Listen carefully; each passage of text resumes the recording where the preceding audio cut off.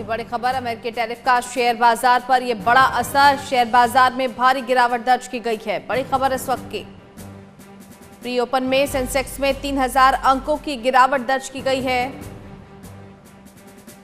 इस वक्त की बड़ी खबर, निफ्टी में करीब 1000 अंकों की गिरावट दर्ज की गई है। तो अमेरिकी टैरिफ का शेयर बाजार पर यह बड़ा असर पड़ा है। बड़ी खबर, अमेरिकी टैरिफ का शेयर बाजार पर यह बड़ा असर है। शेयर बाजार में भारी गिरावट है। प्री ओपन में सेंसेक्स में 3000 अंकों की गिरावट, जबकि निफ्टी में करीब 1000 अंकों की गिरावट दर्ज की गई है।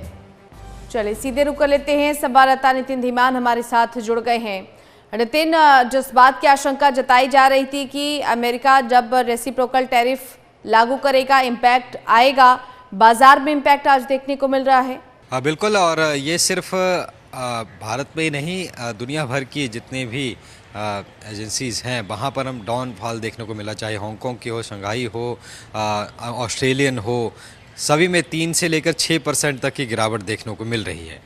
भारत की अगर बात करें तो फ्राइडे को ही ये चीज़ें शुरू हो गई थी बाज़ार में दिखना, लेकिन 2 दिन की छुट्टी के बाद जब आज बाज़ार खुला तो उम्मीद ये थी कि थोड़ा सा सुधार, उसमें एडजस्टमेंट होगी, अब्जॉर्ब मार्केट कर लेगी, लेकिन वैसा नहीं हुआ। और अभी तक फार्मा सेक्टर बचा हुआ था, लेकिन अब फार्मा सेक्टर ही सबसे ज़्यादा यहाँ पर अभी गिरा है। और कोई स्टील के सबसे ज़्यादा शेयर गिरे हैं, क्योंकि काफ़ी ज़्यादा चीज़ें हैं जो फार्मा सेक्टर अमेरिका के ऊपर निर्भर है, तो उस मद्देनज़र वहाँ भी गिरावट देखने को मिली है। बहुत ही कम ऐसे शेयर हैं जो ग्रीन में चल रहे हैं, बाकी सब रेड में यहाँ पर शेयर चलते हुए नज़र आ रहे हैं। एक उम्मीद जताई जा रही थी कि टाइम के साथ इसका अब्जॉर्ब मार्केट कर लेगी, लेकिन अभी तक वैसा दिखा नहीं।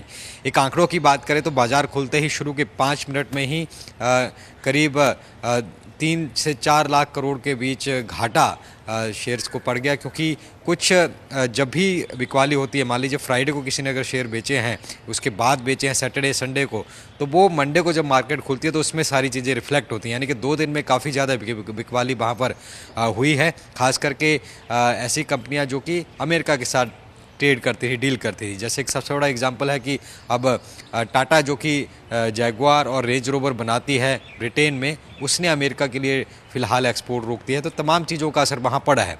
दूसरी बात, ये सिर्फ जो अमेरिका के साथ डायरेक्ट कनेक्टेड हैं उन्हीं के ऊपर असर नहीं है। ब्लू चिप्स यानी कि जो ऐसी कंपनियां जो कि बहुत स्टेबल हैं और उनके शेयर बहुत एक रिस्पेक्टेड माने जाते हैं, उनमें क्योंकि घाटा कम पड़ता है, उनके भी डाउन यहाँ पर चीज़ें चलती हुई नज़र आ रही हैं। तो इसलिए फ़िलहाल मार्केट्स में पूरे तरीके से रेड जोन के ऊपर चली हुई है। और ये सलाह दी जा रही है इन्वेस्टर्स की तरफ से भी कि अभी फ़िलहाल मार्केट में कुछ दिन और लग सकते हैं इसको स्टेबल होने के लिए, क्योंकि अभी अगर इंट्राडे कोई इसमें निवेश करता है तो उसके लिए बहुत जोखिम है, क्योंकि एक दिन में कहाँ उतार होगा, चढ़ाव होगा, कहना मुश्किल है।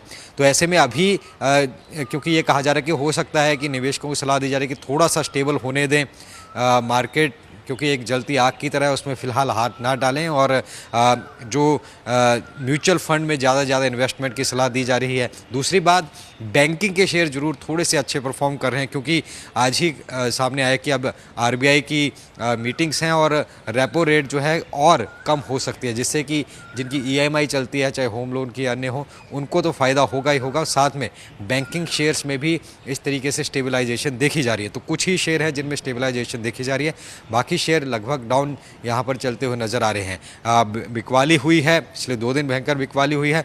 लोग जो जिन्होंने इन्वेस्ट किया था, खास करके ऐसी कंपनियां जो कि अमेरिका के साथ डील करती हैं, उनमें ज़्यादा बिकवाली देखने को मिल रही है। और इसके साथ साथ ये देखने की बात है, ये सिर्फ भारत तक ही सीमित नहीं रहा है, जो कि डायरेक्ट अमेरिका से कनेक्टेड थी कंपनीज़, चाहे ऑस्ट्रेलियन हो, वियतनामीज़ हो, हांगकांग की हो या अन्य जगह की हो, वो सारी इस वक्त वहाँ पर सेंसेक्स में गिरावट देखी जा रही है। और इसका असर सिर्फ भारत तक ही नहीं, अमेरिका में भी इसका असर देखा जा रहा है। अमेरिका की अराउंड 51 स्टेट्स जो हैं उनमें कल और परसों लगातार प्रोटेस्ट हुए हैं, क्योंकि वहाँ पर मंदी की बात कही जा रही है, महंगाई होने की बात कही जा रही है। क्योंकि अगर आप किसी जो बाहर से सामान आता है उसके ऊपर अलग अतिरिक्त कर लगाएंगे तो वहाँ की कंपनी को तो घाटा ही है, लेकिन अमेरिकन जो सामान को खरीद रहे हैं उनको भी वो चीज़ महंगी मिलेगी। तो इसलिए वो लोग प्रोटेस्ट कर रहे हैं कि इस तरीके से रेसिप्रोकल टैक्स नहीं होना चाहिए था, अमेरिका को उदार नीति दिखानी चाहिए थी, ये बातें कही जा रही है। हालांकि इस पर ट्रंप का बयान सामने आ गया है कि ये एक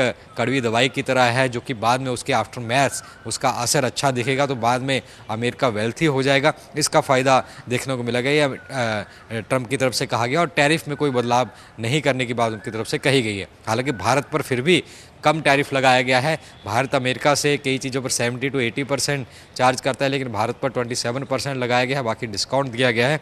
तो फिलहाल मार्केट डाउन है और ये कहा जा रहा है एक्सपर्ट्स की तरफ से कि अभी कुछ दिन इसको अब्जॉर्व होने में लगेंगे, वेट एंड वॉच करना होगा। और सबसे अहम बात, अभी तक इन्वेस्टमेंट सबसे ज़्यादा इन्वेस्टर सोने में कर रहे थे। सोना 70,000 से बढ़कर 90,000 95,000 हो गया, लेकिन आज उसमें भी 4 से 6% की गिरावट देखने को मिल रही है।